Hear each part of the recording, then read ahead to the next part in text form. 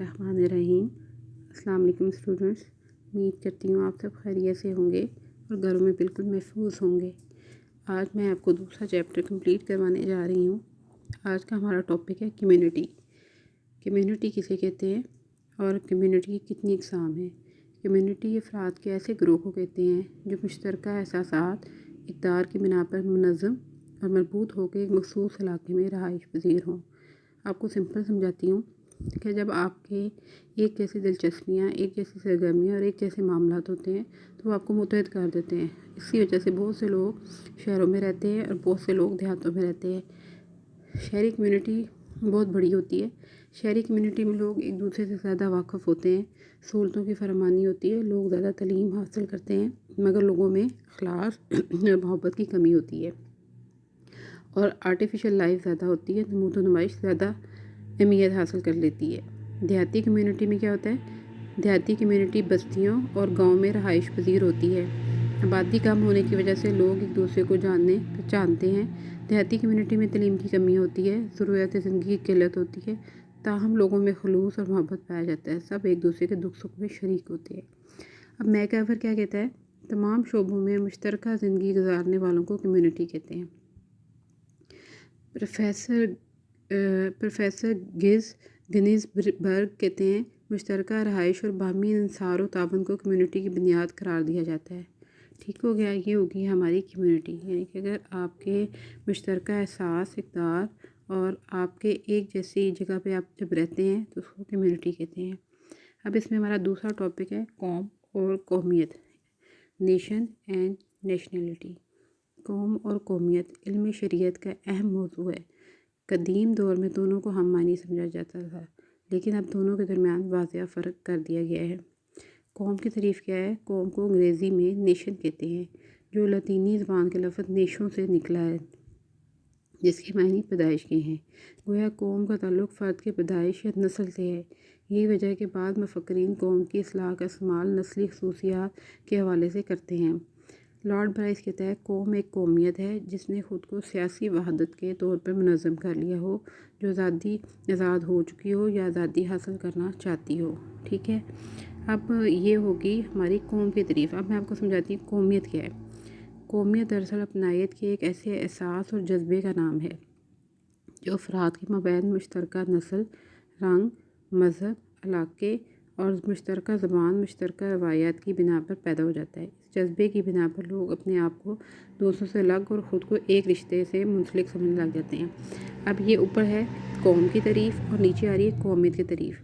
اب میں آپ کو ایزی کر کے سمجھاتی ہوں کہ ان دونوں میں فرق کیا ہے۔ دیکھیے، قوم کا وجود ہے، قومیت احساس کا نام ہے۔ جیسے ایک جسم ہے وہ آپ کو نظر آتا ہے تو وہ ہو گیا قوم، اور جو اس کے اندر روح ہے وہ ہے قومیت، یعنی کہ وہ ہے جذبہ۔ نہ نظر آنے والی چیز کیا چیز ہے؟ قومیت۔ جو نظر آتی ہے وہ ہے قوم۔ ٹھیک ہو گیا۔ قوم یہ ہے کہ جب آپ جس جگہ پہ بھی پیدا ہوں گے نسلی طور پہ آپ اس قوم کا حصہ بن جائیں گے، لیکن قومیت یہ ہے کہ آپ کے اندر احساس ہے۔ جیسے کشمیری کہتے ہیں ہم قوم ہیں، اب جیسے پاکستانی کہتے ہیں کہ ہم ایک پاکستانی قوم ہے۔ ٹھیک ہے، یہ آپ کے اندر پیدا ہونے والا ایک جذبہ ہے، ایک احساس ہے، اس کو کہتے ہیں قومیت۔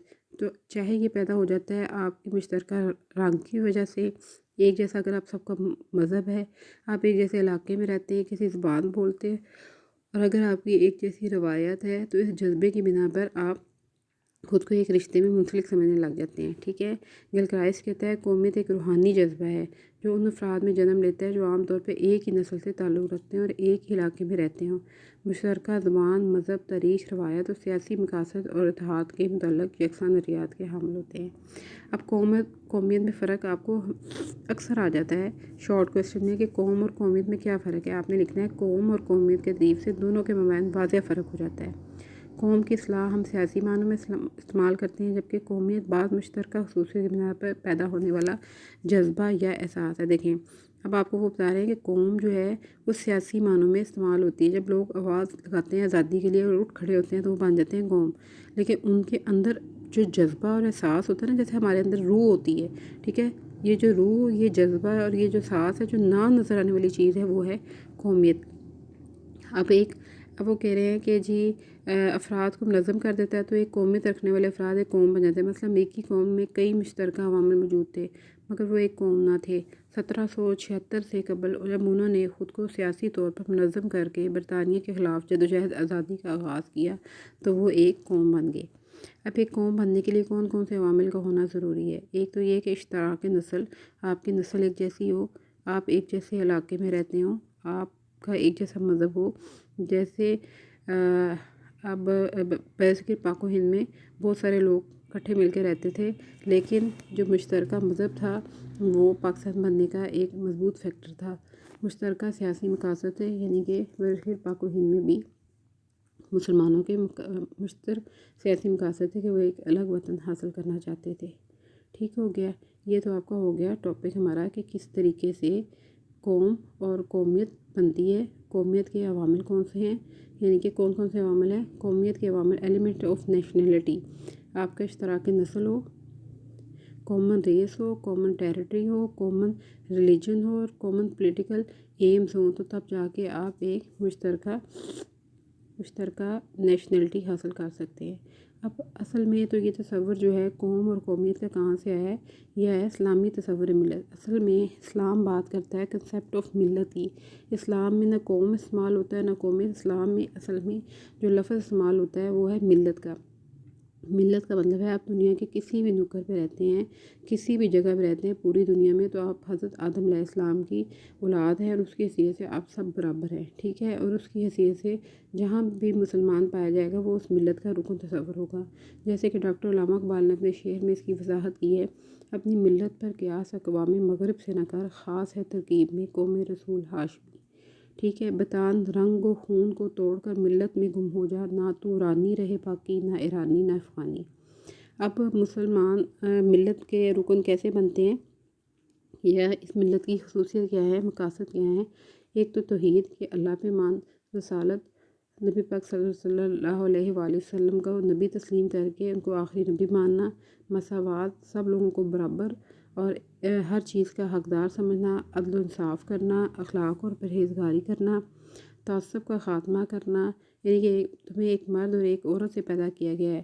ارشاد خداوندی ہے کہ لوگوں ہم نے تمہیں ایک مرد اور ایک عورت سے پیدا کیا ہے اور تم کو گروہ اور قبائل بنا دیا تاکہ تم آپس میں پہچانے جاؤ، مگر در حقیقت معزز تو تم میں سے وہی ہے جو زیادہ پرہیزگار ہے۔ اتحاد و تعاون کی بات کرتے ہیں اور عالمگیر برادری۔ ملت اسلامی میں تمام دنیا کے مسلمان شامل ہیں۔ ارشاد باری تعالیٰ ہے کہ تمہاری جماعت ایک ہی جماعت ہے اور میں تمہارا رب ہوں۔ اب آپ نے کیا کرنا ہے بچوں، آپ نے اس میں سے پہلے شارٹ دو کر کے تیار کرنے ہیں، جس میں آپ کو آئے گا خاندان کا مفہوم بیان کریں، میک اوور کی بیان کردہ معاشرے کی تعریف لکھنی ہے، پھر گارنر نے قومیت کی کیا تعریف کی ہے یہ لکھنا ہے، علامہ اقبال نے ملت کی کیسے تعریف کی ہے، قومیت کی تخلیق میں مشترکہ سیاسی مقاصد کیسے مدد و معاون ثابت ہوتے ہیں، لارڈ برائس نے قوم کی کیا تعریف کی ہے، ارسطو نے انسان کو معاشرتی حیوان کیوں کہا ہے، خاندان بچے کو اطاعت کا درس کیسے دیتا ہے، مشترکہ خاندان سے کیا مراد ہے، معاشرے کا مفہوم واضح کریں۔